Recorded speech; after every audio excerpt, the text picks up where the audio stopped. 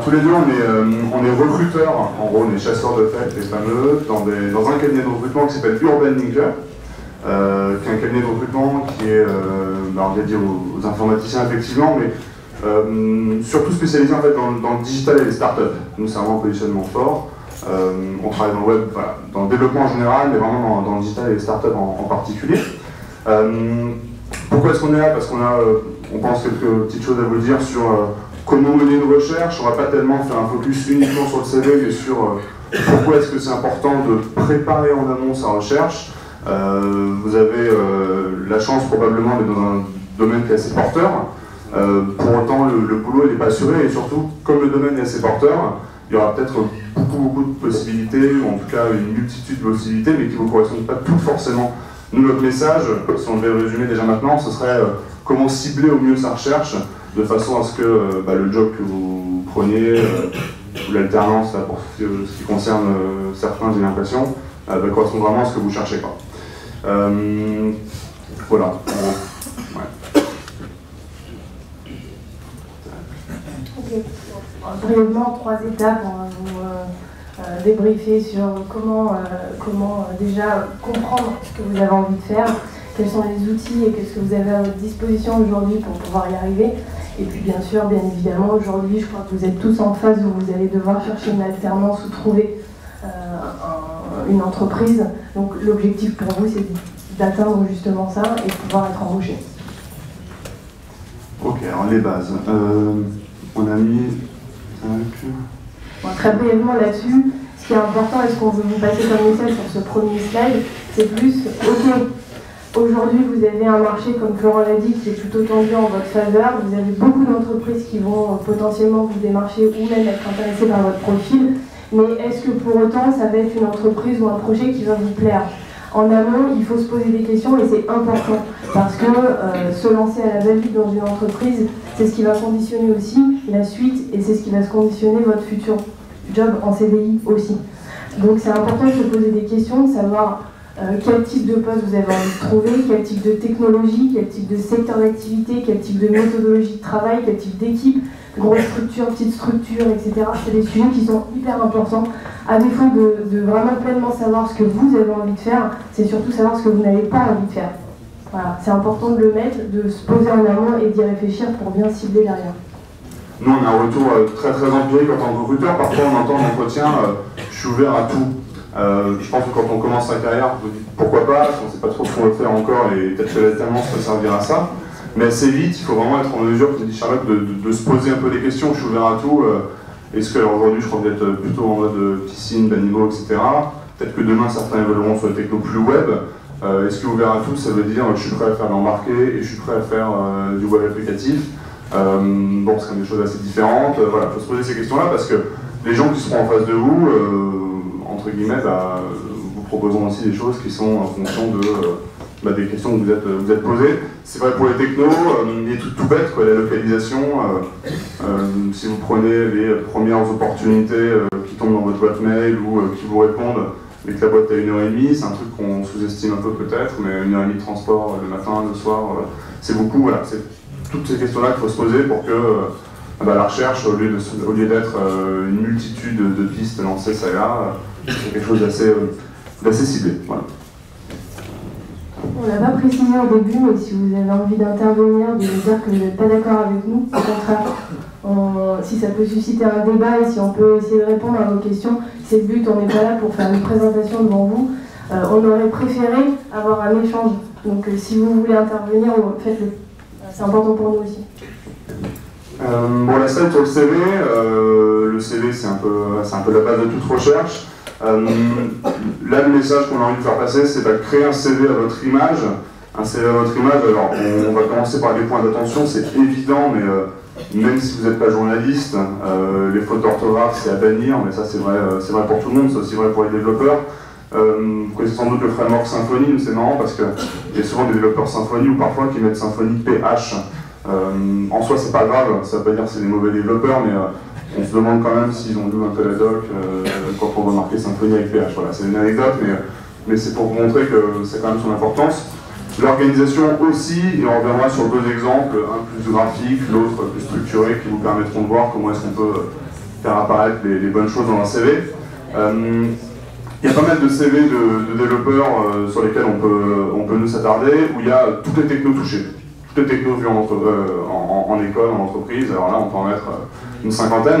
La question c'est que là, le recruteur, que ce soit un directeur technique, un recruteur comme nous dans un cabinet, il va se demander sur quoi est-ce qu'il faut vous orienter, quoi. Est-ce que c'est plutôt sur le C++ qu'il faut se focaliser, est-ce que c'est sur Python, est-ce que c'est sur Ruby. Donc n'hésitez pas, si vous mettez toutes les technos, à mettre en gras certaines technos par exemple, ou à vous noter sur certaines technos, pour qu'on prenne nous, ou les recruteurs de manière générale, où sont vos centres d'intérêt, où est-ce que vous avez envie de bosser tout simplement. Ouais, je rajouterais même, c'est important, c'est une notion qui peut vous paraître basique, mais beaucoup ne le font pas, et beaucoup sont contactés pour des postes qui ne les intéressent pas, mais bien souvent c'est parce que les CV ne sont pas orientés justement de la bonne façon. Il faut que visuellement et il faut que tout apparaisse, il faut qu'on comprenne ce que vous avez envie de faire sur votre CV. Et il faut que votre CV il soit à votre image. C'est très important, un CV c'est très révélateur sur plein de sujets, sur la personnalité, sur qui vous êtes. Et c'est important, aujourd'hui il y a des notions aussi de mindset, etc. qui rentrent dans les recrutements, sur plein de sujets. C'est important que ça se retranscrive sur votre CV. Voilà.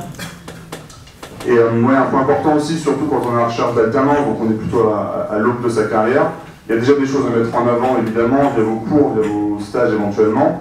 Les projets perso, pareil, c'est une évidence, mais c'est hyper important. Je pense que vous tous, là, vous avez ou des projets d'études à mettre en avant, ou des projets perso idéalement, et là, mettre un lien vers un GitHub, partager des choses, mettre un lien vers un profil Stack Overflow, en tout cas montrer que vous mettez en avant des choses et vous travaillez sur des choses en dehors des cours, c'est hyper important parce que ça a beaucoup de valeur ajoutée quand il n'y a pas encore beaucoup d'expérience pro. Voilà. On a pris des exemples très basiques, mais de CV qui sont plutôt pour nous bien faits et plutôt visuels. C'est-à-dire que vous voyez sur celui-ci par exemple, qui va être totalement différent de celui qu'on va vous présenter derrière, mais qui ont chacun leurs atouts. Ici on voit très clairement et très vite les compétences et une évaluation de ces compétences. Une auto-évaluation certes, mais ça permet aussi de voir comment vous évaluez sur certains sujets et quels sont les sujets que vous maîtrisez le mieux.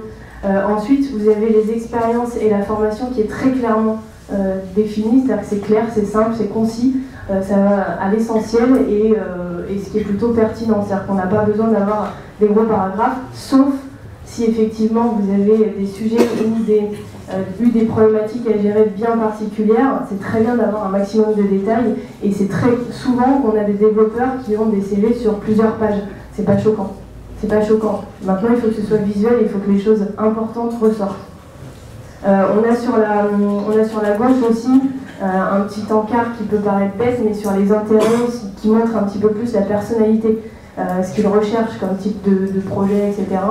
C'est hyper important de savoir sur quoi quelles sont vos passions, est-ce que vous avez vraiment, est-ce que vous faites de la veille technique, est-ce que vous avez des projets personnels, etc.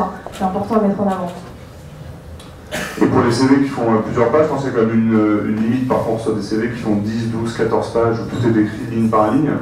C'est pas forcément hyper parlant, il y a quand même 9 chances sur 10 pour que le recruteur qui soit en interne dans une boîte ou que ce soit un recruteur dans un cabinet n'aille pas au bout du CV. C'est pour ça que dans les cas de CV un peu plus longs, ça peut être intéressant. Et là je vous montre un CV en fait qui est coupé en deux parce qu'il ne faut pas tout le faire rentrer sur une page. Donc la première partie, tac, deuxième partie. Donc là on est déjà sur un CV qui est un peu plus long. Nous ce qu'on aime bien ici c'est la partie summary là en haut, skills, qui résume en fait les choses. C'est-à-dire qu'à la limite un recruteur il pourrait s'arrêter à summary skills, il a déjà l'essentiel concernant le profil. Il sait que c'est quelqu'un qui a été DevOps, qui est plutôt full stack, qui a eu des responsabilités de lead technique dans ses boîtes. Il est lié un peu sur le mindset de la personne avec les aspects motivation, entrepreneuriat, etc. Et il a, alors que la personne, là, pour le coup, sur le CV, a touché énormément de techno dans ses expériences qui sont détaillées, le recruteur, il a directement dans la partie skills un résumé des technos principales sur lesquelles la personne a travaillé et que la personne veut mettre en avant. Donc nous, on sait par exemple que lui, ça sera plutôt du Ruby, du MongoDB, des bases NoSQL, etc. Voilà, par exemple. Donc n'hésitez pas encore une fois à avoir une partie un peu synthétisante, pardon pour le néologisme de votre CV, voilà, quand vous le travaillez. C'est important aussi d'avoir un titre.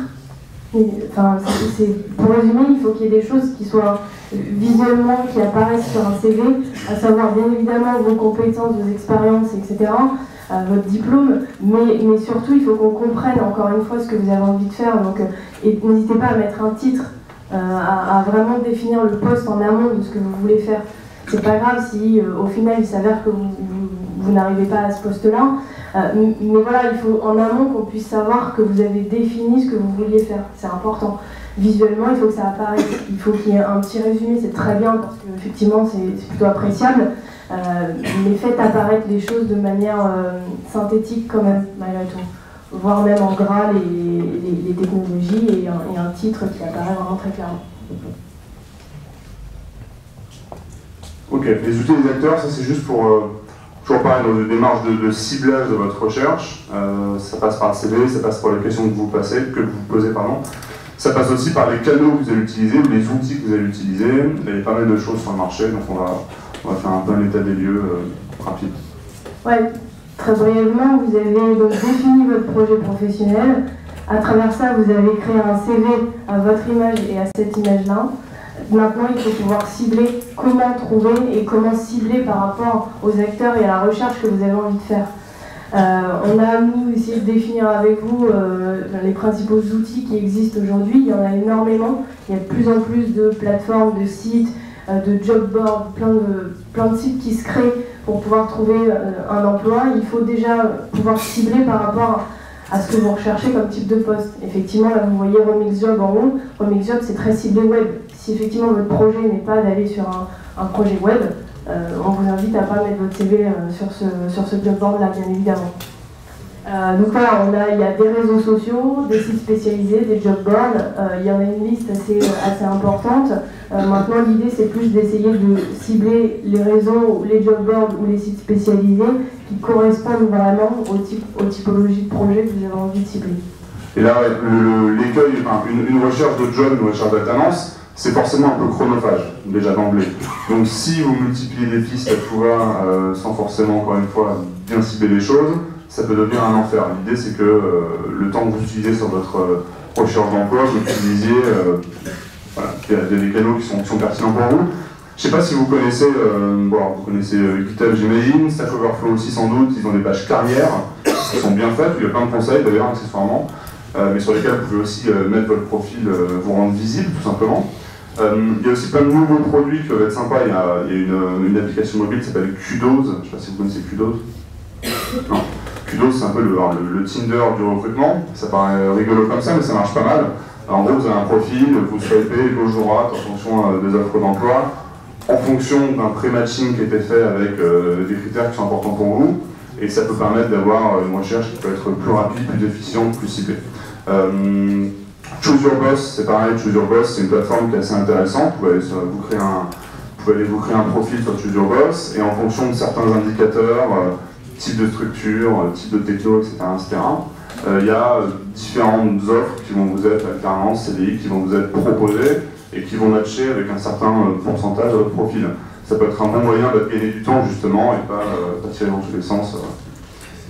Bon, il y en a d'autres, les jeudis vous devez connaître. On parlait avec Charlotte de visibilité.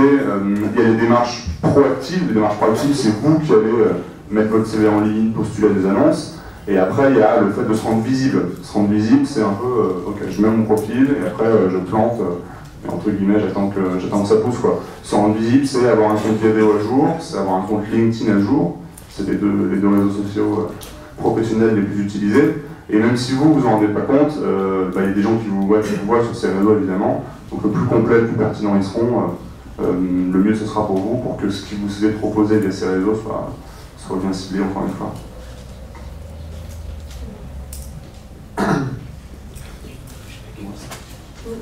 Je ne sais pas si vous êtes familier avec tous les acteurs qui existent aujourd'hui et quel type d'opportunités vous pouvez trouver sur le marché. Il y a plein de projets différents qui existent. C'est des acteurs qui peuvent aller des SS2I, donc des sociétés de services.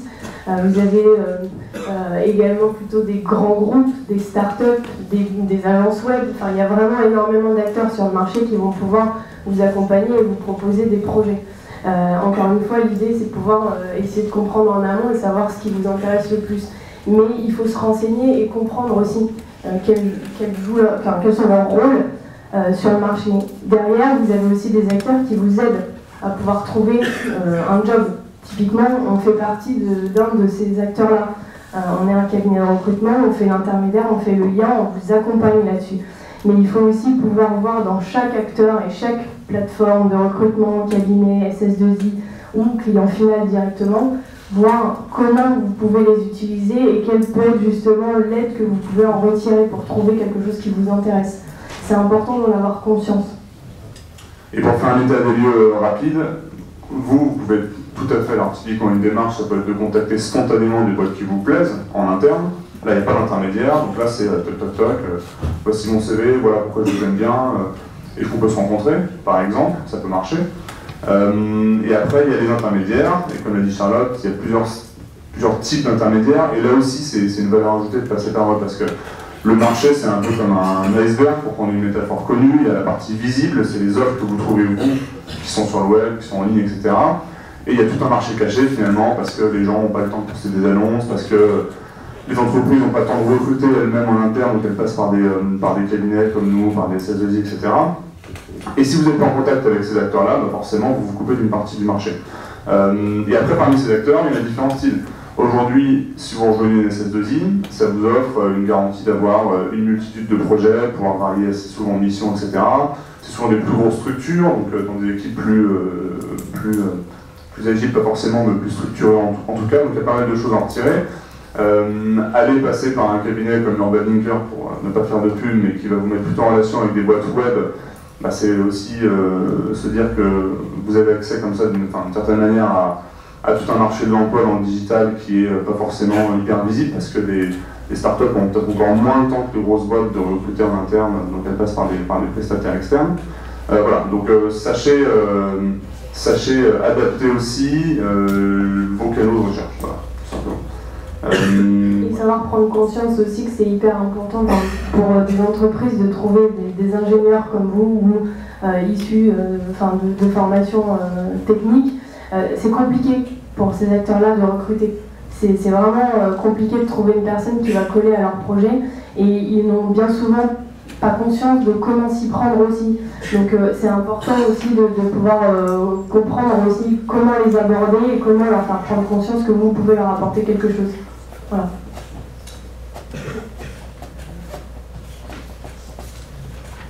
Ok, maintenant que vous avez fait la définition de votre projet, vous avez fait votre CV, vous avez identifié les acteurs, maintenant il ne reste plus qu'à se lancer entre guillemets et à cibler. C'est-à-dire que nous on est plutôt du genre à vous conseiller d'envoyer moins de candidatures, de faire moins d'entretiens, mais de cibler vraiment des acteurs qui vous intéressent. Donc là-dessus, si vous avez fait la démarche, comme on vous l'a expliqué en amont, vous avez plus qu'à vous rendre visible sur les bons leviers.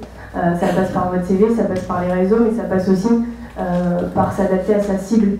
On n'aborde pas une start-up comme on aborde un grand compte. C'est pas du tout les mêmes acteurs, c'est pas du tout les mêmes façons d'aborder par mail, par téléphone ou par n'importe quel biais, c'est pas du tout la même façon de faire. Donc il faut aussi s'adapter à ça et prendre conscience de ce qu'ils peuvent aussi avoir envie de recevoir.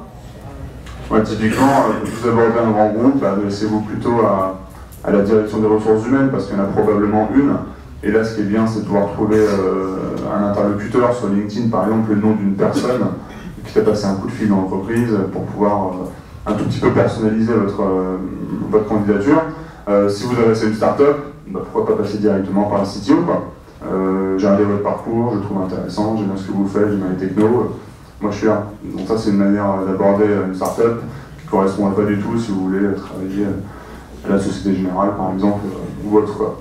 Il y a un truc important aussi, c'est encore une fois, si vous multipliez trop les entretiens sans trop savoir où vous mettez les pieds, il y a un moment il y a un phénomène d'usure qui est naturel, quoi. C'est-à-dire que si vous avez 2 entretiens par jour pendant votre recherche d'alternance, il y a forcément moins d'impact à chaque entretien, moins de motivation potentiellement, donc il vaut mieux pour garder un bon mojo à chaque entretien, voilà, cibler uniquement des boîtes qui vous plaisent. Et j'aimerais juste faire une petite parenthèse sur le réseau. On ne s'en rend pas forcément compte quand on est étudiant, même si on était il n'y a pas très longtemps, mais un réseau, vous en avez déjà un réseau professionnel. Votre réseau, c'est les potes de potes, c'est des camarades de promo, c'est des anciens collègues, c'est des anciens boss. Tout ça, c'est des gens que vous pouvez solliciter. Mais il ne faut pas passer à côté. Et il y a des moyens déjà, même en étant étudiant, de faire vivre un réseau. C'est participer à des meet-up, pour ceux qui sont passionnés par tel ou tel sujet. C'est faire des hackathons, je ne sais pas, enfin voilà, tout genre de choses. C'est des occasions de rencontres professionnelles. Et mine de rien, une rencontre sympa sur un hackathon en mars, ça peut servir à décrocher un entretien 2-3 mois après dans une startup qui vous plaît, par exemple, quoi. Donc faut pas négliger ça, quoi. Et voilà, le dernier point, e-réputation, attention, tapez votre nom, prénom sur Google de temps en temps pour voir ce qui ressort. Parfois il y a des trucs un peu marrants qui ressortent, souvent c'est pas grave, mais vaut mieux les virer du web. On parle d'empreintes digitales. Nous on trouve souvent des profils badou, des photos un peu marrantes, étranges, etc. On a le droit d'avoir un profil badou évidemment, mais veillez à ce que ce qui ressort sur Google ne soit pas préjudiciable, parce que les recruteurs tapent votre nom, quoi, aussi, forcément. Nous ça nous fait rire, mais eux, un peu moins.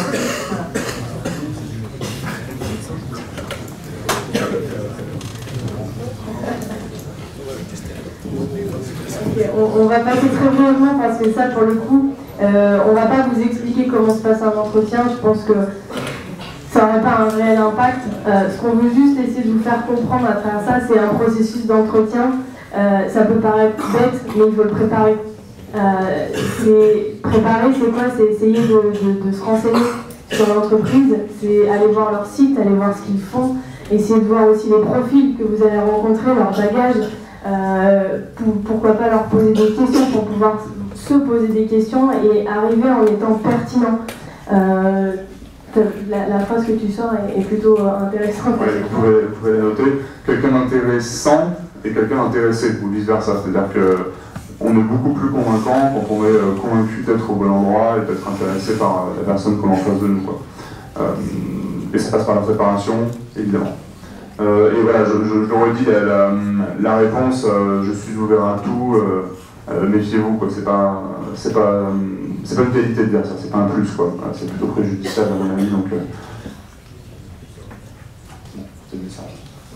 Après c'est pareil, ça, on va pas vous apprendre qu'il y a des tests qui peuvent être effectués. Ouais, juste faire prendre conscience qu'il y a des... Alors là, ça dépend vraiment du type de structure, etc. Mais il faut tout mettre sur des tests de personnalité. Il n'y a pas grand chose à préparer, il faut venir comme vous êtes, hein, comme chez McDo. Il y a des tests techniques potentiellement, et là pareil, il faut avoir conscience qu'il y a plusieurs types de tests techniques. Ça peut être du QCM, un peu bête et méchant, ça peut être un test sur machine, ça peut être des algos au tableau, voilà. Donc il faut être en mesure de se préparer à ça. Donc posez la question, si vous avez un entretien, est-ce qu'il y aura des tests? Si oui, sous quelle forme? Est-ce qu'il faut que je révise mon algo, mon PHP, autre chose, je ne sais pas. Voilà, test de logique, ça revient à la partie algo, mais soyez conscient que vous serez peut-être testé, quoi.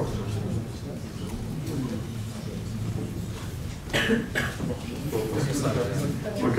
La négociation, ouais, juste un petit aparté, vous dire deux choses par rapport à ça. La première, c'est que l'argent, c'est pas tabou. Parler de salaire quand on négocie un premier job, c'est pas un tabou, c'est des choses qui sont normales, font partie des critères de choix d'un métier. Après, il y a un marché, voilà, qui est ce qu'il est, par techno, par type d'entreprise, etc. Et le meilleur service que vous pouvez vous rendre, c'est de vous positionner de manière cohérente par rapport au marché. Trop en dessous, ça peut être, déjà c'est pas normal, parce que vous avez une valeur, il ne faut pas se dévaloriser, et ça peut être dévalorisant pour votre profil de vous dévaloriser salarialement parlant.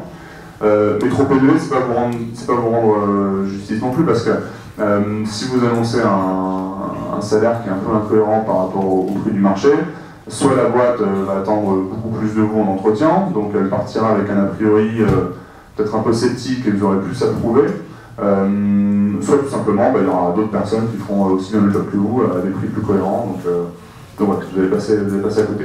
Donc pour connaître sa valeur, il faut échanger avec vos potes de promo, il faut échanger avec des professionnels, et puis il ne faut pas hésiter à aller voir des études de salaire en ligne qui sont faites.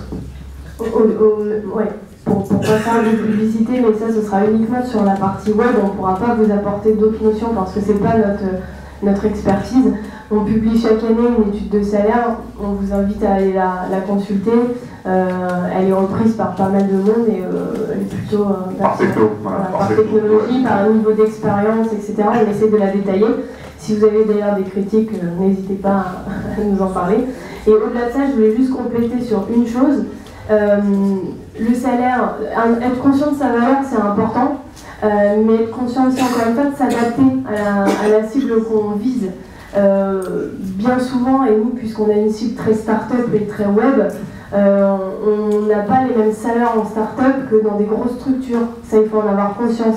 Ça va être enrichissant sur d'autres aspects, mais il faut aussi le peser dans la balance. Donc ça, c'est important aussi de pouvoir en avoir conscience en amont. On ne peut pas demander non plus à des entreprises des salaires exorbitants, souvent quand on s'adresse à une start-up, qui plus est. Et puis mettez les choses en perspective, c'est-à-dire que vous avez 2-3 options pour un premier job, super nouvelle. Il y en a une où la proposition qui vous est faite, elle est, je sais pas, un cas, donc 1000 € plus élevé. 1000 € en fait, c'est 1000 € brut par an.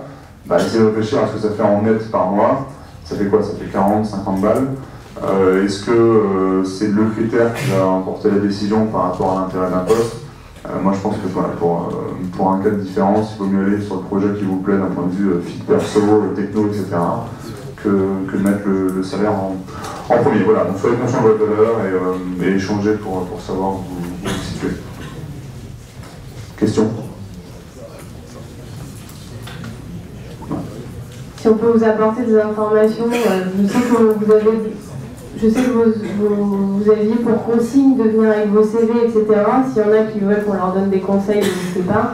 Et bien évidemment, si vous voulez nous contacter, même par la suite, ou quoi que ce soit, pour avoir des conseils, que ce soit sur le marché ou sur n'importe quel type, tout ce qu'on peut vous apporter comme tips, n'hésitez pas. Encore une fois, on sera ravis de pouvoir vous aider.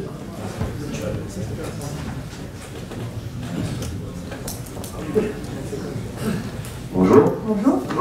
Une simple question sur le CV, c'est préférable de mettre une photo. Moi je pense qu'il n'y a pas trop d'école là-dessus. C'est-à-dire qu'il y a. Enfin, je sais pas ce que t'en penses sur mais pour moi il n'y a aucune école là-dessus. C'est-à-dire qu'on a pu lire, nous, avant d'être recruteurs, qu'à l'anglo-saxonne, il fallait pas en mettre, je crois, en France, il fallait en mettre. Typiquement, nous, quand on recrute, on s'attache à la techno, le parcours, l'intérêt, on discute avec les gens. Photo, pas photo, franchement. De toute façon, dis-toi que sur internet on tape ton nom, ouais. On peut très vite retrouver ta photo. Donc que tu la mettes ou que tu la mettes pas, on pourra très vite savoir qui tu es au final. Donc voilà, maintenant sur internet on peut tout trouver. Je pense plus que ce soit, je pense que c'était peut-être un critère avant, il y a peut-être des standards par rapport à ça. Toi et nous on n'a pas 30 ans, je crois qu'aujourd'hui c'est plus tellement le cas. Je voudrais rajouter un petit quelque chose, si vous mettez votre photo, il faut qu'elle vous valorise. Quoi qu'on met sur un CV, il faut que ça vous valorise. Si vous avez une tête de gangster, c'est pas la peine de mettre votre CV. Si vous avez une tête sympa et tout, avec une bonne photo, voilà. En plus, au niveau du cerveau, il y a certaines personnes qui n'ont pas une bonne vision des proportions.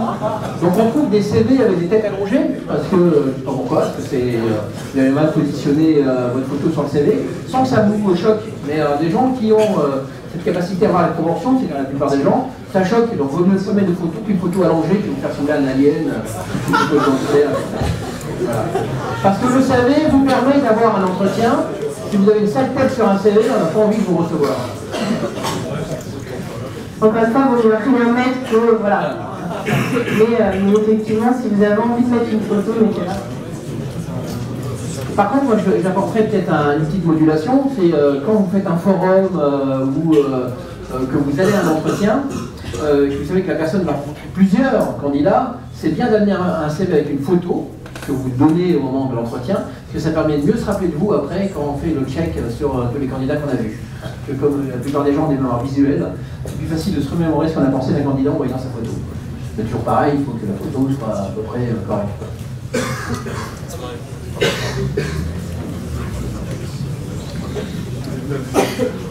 D'autres questions?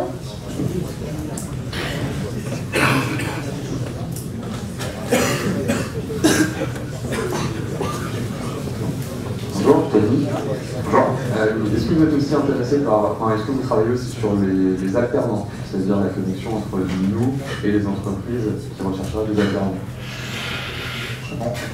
Alors, non. Notre cabinet, on travaille uniquement avec des postes, pour des postes en CDI. Après, on travaille beaucoup avec des anciens de l'ECNA, par exemple, évidemment. Donc non, en revanche, il y a plusieurs choses. La première, c'est que les structures pour lesquelles on travaille, elles, accueillent des alternants, quand même, tu vois. Donc c'est pas parce que les startups passent pour tel ou tel poste avec nous pour des CDI qu'elles n'accueillent pas des alternants. Et après, je peux te donner quelques noms si tu veux, mais il y a des job boards et il y a même des cabinets qui sont spécialisés sur les profils étudiants. Il y en a un qui s'appelle La Relève, si tu veux, tu peux noter La Relève, dédié au métier du digital et du web, donc c'est quand même plus voilà, web startup que plus grand groupe, logiciel, etc. Et où il y a beaucoup d'offres de stages, d'alternance, etc. Donc ça, c'est un premier cabinet qu'il faut contacter dans ce dessin-là. Et après les job boards, donc tout ce qui est remix job par exemple, les jeudis je suis pas certain qu'il y ait une rubrique alternance encore. Tu peux sélectionner les annonces par soit stage, soit CDD, soit alternance, soit CDI. Donc il y a quand même moyen d'aller filtrer ta recherche, même pour une alternance. D'accord. Parce que vous nous parlez il faut quitter la question de l'argent par exemple, mais aujourd'hui il est beaucoup plus simple et c'est normal de trouver un job une fois qu'on est diplômé que quand on est en recherche d'alternance. J'ai l'impression qu'on n'a pas les mêmes possibilités aujourd'hui en tant qu'apprenti à l'ECNA en première année ou en master que si on avait notre diplôme, et qu'aujourd'hui il est plus difficile pour nous de trouver directement l'entreprise. Ouais. Aujourd'hui, c'est là, vous pouvez prendre un CDI à la place de l'alternance des études. Moi, ce que je veux dire, ça dépend du message qu'on veut faire passer. Si le message c'est bonjour, je suis en alternance, ça ne vous intéressez pas, c'est clair. C'est sûr à certains.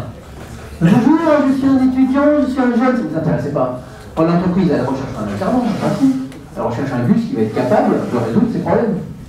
Est-ce que vous êtes capable de résoudre les problèmes de l'entreprise ou pas? À quel niveau? Voilà. Alors c'est sûr qu'en vous positionnant comme je suis alternant, les entreprises ne sont pas intéressées, elles n'ont pas envie de recruter un alternant, elles n'ont pas envie de recruter un contrat, elles vont recruter une ressource qui est capable de résoudre certaines problématiques, plus ou moins complexes. Non, pas du tout. Au contraire, ça c'est vous, dans votre imaginaire, que elles en cherchent quelqu'un dans l'entreprise. Toujours une personne. On recrute une personne, on recrute jamais un contrat. Après, si vous intéressez l'entreprise, elle va s'intéresser à comment elle peut vous intégrer. Ok? Alors bien sûr, si vous, je ne dis pas qu'il faut répondre à des annonces de CDI, parce que ça dépend de ce qu'ils veulent rechercher. Si vous voyez que dans l'annonce, ils recherchent un statutaire, quelqu'un qui met un plein temps, qui a de l'expérience, qui va se positionner sur... Voilà, ça ne sert à rien de... Mais quand vous vous positionnez par rapport à une offre, ou même à une entreprise en candidature spontanée, il ne faut pas dire en premier, je suis alternant, parce que c'est pas vrai. Vous n'êtes pas alternant. Vous n'êtes même pas Tony, vous êtes un développeur, avec un certain niveau de capacité professionnelle. Si je peux me permettre, je vais mettre un petit bémol par rapport à ce que vous dites. Moi, je suis plutôt du genre à justement dire, quand vous recherchez une alternance, dites-le. C'est très souvent nous, en tant que cabinet, on véhicule, on met en haut, bien, on crie haut et fort qu'on cherche des CDI, parce qu'on ne peut pas aider les étudiants comme vous, malheureusement, même si on ne veut pas s'éparpiller volontairement sur tous les domaines. Mais c'est souvent qu'on a des étudiants qui postulent, etc. On ne comprend pas très bien en fait la recherche que vous avez. Alors, je suis d'accord avec vous, il faut pas occulter le fait d'être alternant, mais c'est pas ce qu'il faut mettre en premier. Mais par contre, détrompe-toi, il y a beaucoup d'entreprises aujourd'hui qui adorent miser sur les alternants pour pouvoir les intégrer. C'est aujourd'hui très difficile de recruter quelqu'un de valeur dans une entreprise qui va correspondre en fait d'une part à ce qu'il recherche, en termes de personnalité, en termes de mindset, en termes de compétences techniques, etc. Quand on mise sur un alternant pendant 1 an, 2 ans, 3 ans où on le forme, etc., c'est hyper frustrant pour l'entreprise à l'issue de la formation de le voir partir dans une autre entreprise parce que c'est du temps investi, c'est beaucoup d'argent, c'est beaucoup de... c'est de l'investissement pour l'entreprise. Et si tu fais tes preuves, je suis sûre qu'elle sera ravie de t'intégrer en CDI. Après, il faut aussi prendre en compte sa situation. C'est clair que nous, on parle beaucoup de start-up parce qu'on en accompagne énormément. Les start-up, elles sont friandes d'alternants parce qu'elles n'ont pas forcément les moyens au début d'avoir quelqu'un en CDI. jusqu'à avoir soit une première, soit vraiment une activité qui commence à décoller ou une levée de fonds auprès d'investisseurs, là, elles peuvent intégrer une personne en CDI. Donc si toi tu arrives dès le début, tu es en alternance, etc., je suis sûre qu'ils seront ravis de pouvoir te prolonger et de te garder. Tu fais partie des meubles, quoi.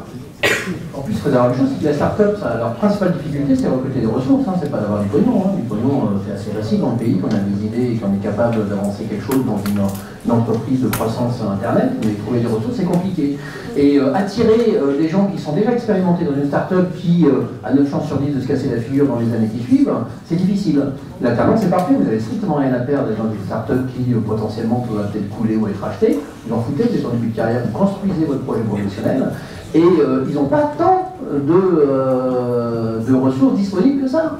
Ils n'ont pas tant de concurrents que ça. Par contre, si vous arrivez dans une start-up qui est quand même des structures qui sont dynamiques, performantes, qui cassent un peu les codes de la relation sociale de l'entreprise, qui sont plutôt agiles dans leur relationnel, si vous arrivez avec du langage du vieux monde en disant je suis alternant, voire apprenti, je cherche un patron, ce qui est le maximum de ce qu'il ne faut pas faire, vous n'aurez aucune chance. Voilà. Pour moi, la problématique importante de l'employeur, c'est d'avoir son employé sur un minimum de cours à respecter. Oui, donc ça c'est vrai. Dans l'idéal, c'est mieux d'avoir quelqu'un pas payé très cher, compétent, qui est là tout le temps.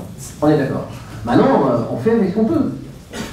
Hein, on fait avec ce qu'on peut. Entre l'idéal de recrutement de l'annonce qui est le 20 sur 20, si on trouve un 15 sur 20, ou un 13 sur 20, ou un 12 sur 20, c'est mieux que rien. Voilà. Par contre, un 8 sur 20, on ne prend pas. T'as déjà commencé ta recherche, ça? Tu recherches une entreprise en alternance, là? C'est de savoir comment tu as fait, et si on peut peut-être rebondir, ça permettra peut-être à tout le monde de savoir un peu comment on peut vous aider là-dessus.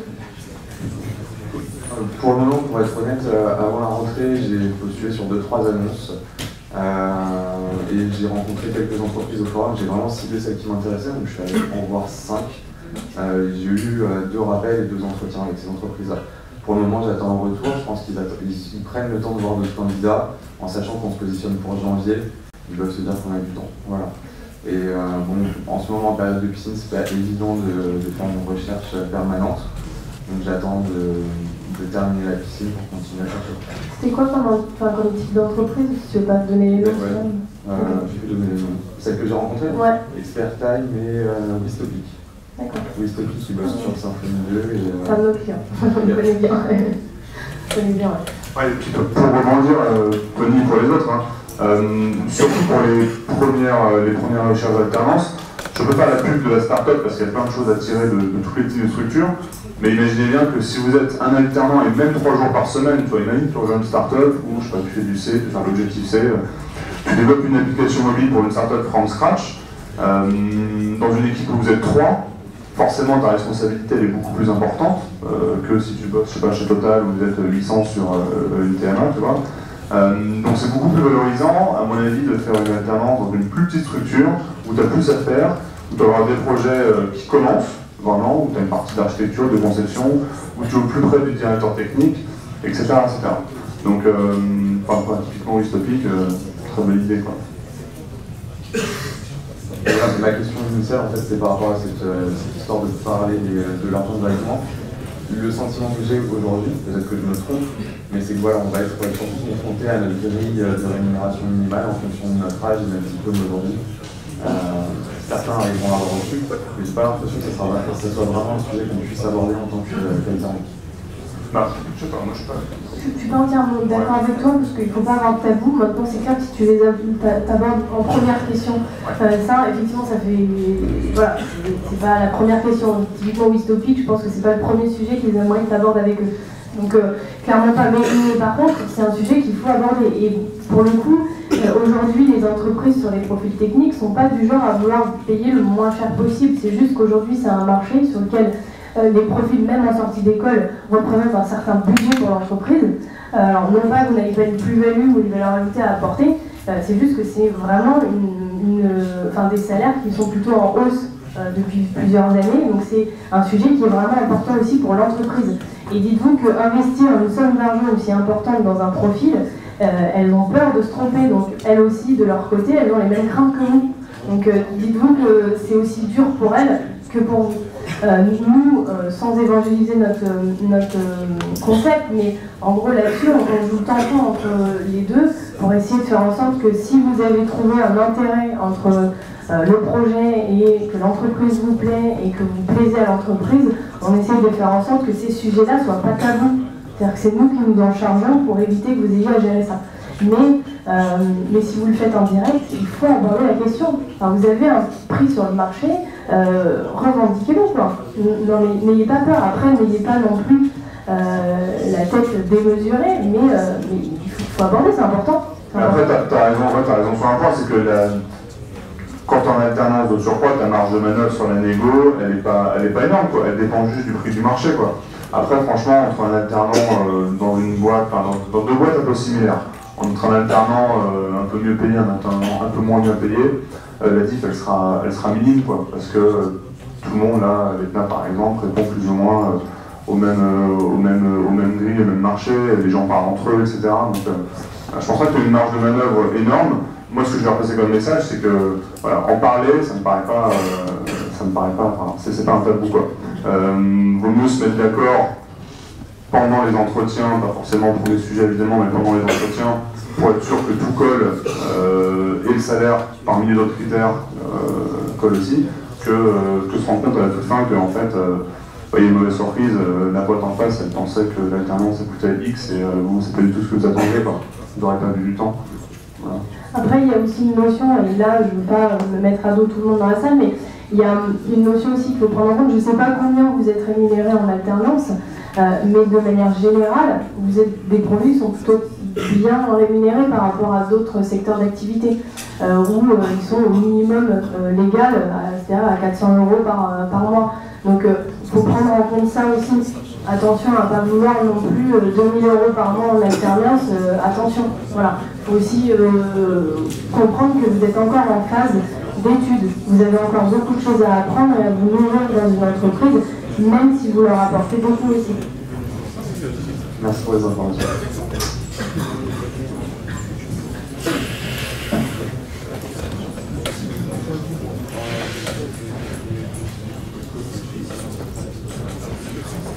D'autres questions?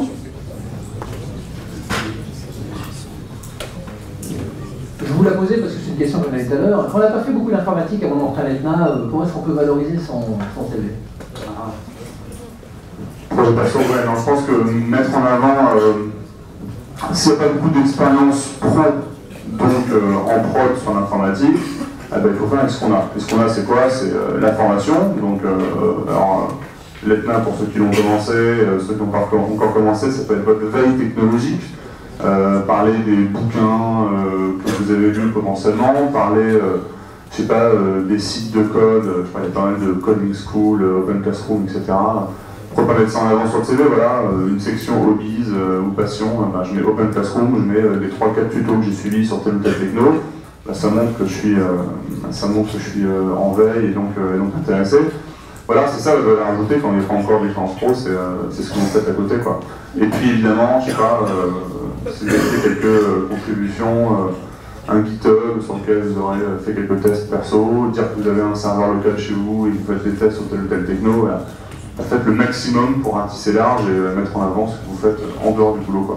Par curiosité, est-ce que ceux qui viennent, justement, qui n'ont pas un background d'informatique peuvent lever la main, juste pour savoir combien de personnes ça concerne?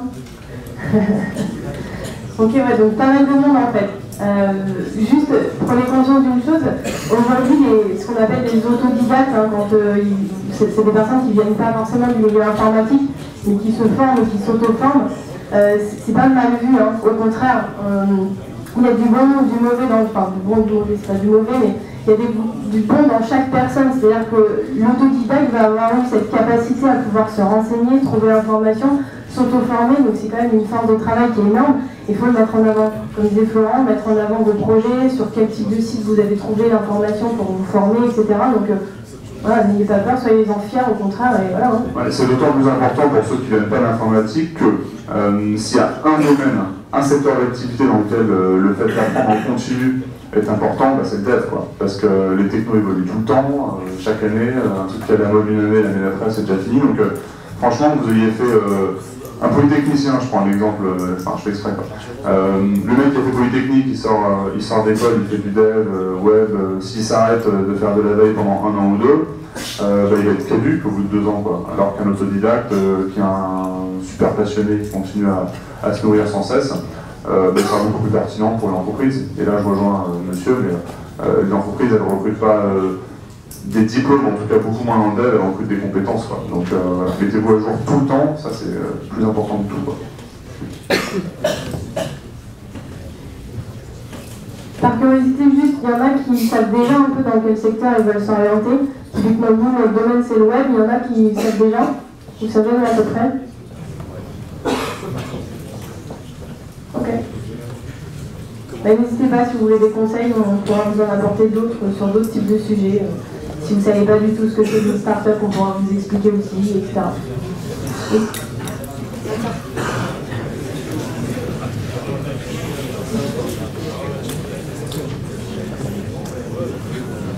Bonjour, Franck. Moi, je ne sais pas vraiment vers quoi je peux m'orienter en développement parce que je n'ai pas de background. J'ai choisi une SS2I. Est-ce que vous pensez que c'est un choix pertinent pour toucher plusieurs technologies pour s'orienter plus tard? Ou alors choisir une start-up pour justement avoir plus de responsabilités au sein d'une société? Déjà, est-ce que toi, tu as choisi une SS2I? Tu as déjà commencé? Tu as déjà commencé chez eux? Non, je vais commencer en janvier. Ce que j'allais dire, déjà, est-ce que toi, tu es satisfait? C'est ça la première chose à laquelle il faut que tu répondes. C'est plus quand tu vas y entrer, est-ce que ça te plaît? Tu vois, c'est plus ça. Après, choisir une start-up pour choisir une start-up, c'est pas non plus il n'y a aucun intérêt. C'est plus, est-ce que ça répond à tes critères aujourd'hui ou est-ce que tu as choisi un peu à la va-vite pour te faciliter et trouver ton alternance? Voilà, ça peut déjà répondre à ces premières questions dans un premier temps, je pense. Ouais, et puis je pense que pour le coup, encore une fois, la SS2I, il y a plein de bonnes choses en tirer. Pour un profil comme le tien, quand tu n'as encore jamais travaillé en informatique, ok. L'avantage, le gros avantage de la SS2I, encore une fois, c'est la diversité des projets. Donc probablement sur plusieurs missions, peut-être sur plusieurs technos. Pour quelqu'un qui d'un point de vue technologique se cherche encore, moi ça me paraît pas idiot du tout, quoi. Donc c'est pas une mauvaise solution. Je pense que la mauvaise solution c'est d'aller en SS2I quand tu as des aspirations beaucoup plus soit intrapreneuriales, quand tu as envie de voir des projets de bout en bout, quand tu as envie de voir aboutir ce que tu fais, parce que c'était sur une mission de 3 mois, peut-être que tu vas prendre en cours de route, l'arrêter en cours de route, donc ça peut être un peu frustrant. Voilà, quand tu as envie peut-être de devenir un peu plus expert entre guillemets sur telle ou telle techno, mais surtout de voir un projet de bout en bout, là, passer chez un client final, ça me paraît plus pertinent. Pour une phase, donc comme celle dans laquelle tu es actuellement là, c'est un bon moyen, on a vu justement, de toucher à plusieurs choses et de faire plus de clients. Je sais pas quel âge t'as, 20 ans, bon voilà, t'as le temps de te poser des questions par rapport aux technos, et surtout quand on retire à ta SS2I, tu sauras peut-être t'orienter encore mieux derrière, et peut-être cette fois dans une start-up si ça t'intéresse. En fait, tu as un projet qui est différent. C'est une petite structure dans laquelle tu vas être impliqué, tu vas avoir des responsabilités, tu vas avoir un projet de A à Z, ça va être dur et éprouvant dans le sens où tu vas avoir une implication dans la donnée qui va être énorme.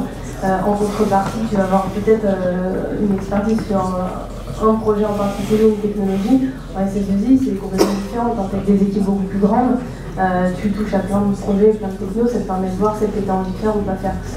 À toi de voir. Merci.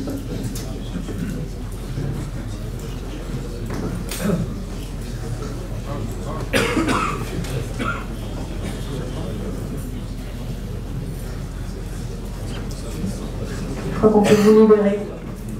Merci Merci pour votre beaucoup d'avoir attention. été.